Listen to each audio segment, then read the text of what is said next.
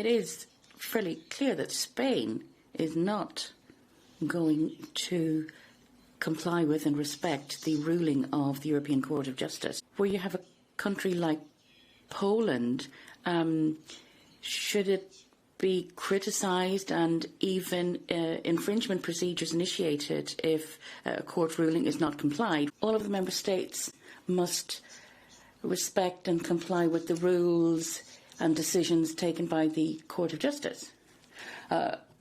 So obviously these rulings and decisions have to be taken correctly and then complied with. Now, as to the comparison between Poland and Spain, well, we don't really do that type of comparison. Each case is evaluated on a case-by-case basis on its own merits.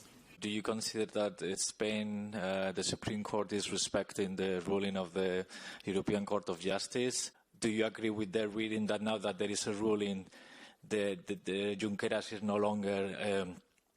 longer allowed to travel to Strasbourg, or they should have requests to lift the immunity? We are now studying the legal situation and have at this stage no comments to offer. Obviously, and that is something I would like to repeat, is that there is no question indeed, as I said before, that the preliminary rulings of the Court of Justice are binding on national authorities and courts. The immunity granted by the European Union cannot be waived or removed, but can only be removed by a vote of the European Parliament.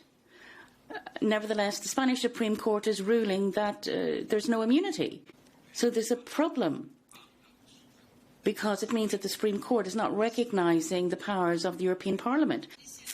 Preliminary rulings and cases referred to the European Court as a request for a preliminary ruling referred by national courts then have to be respected, have to be complied with by all of the national courts.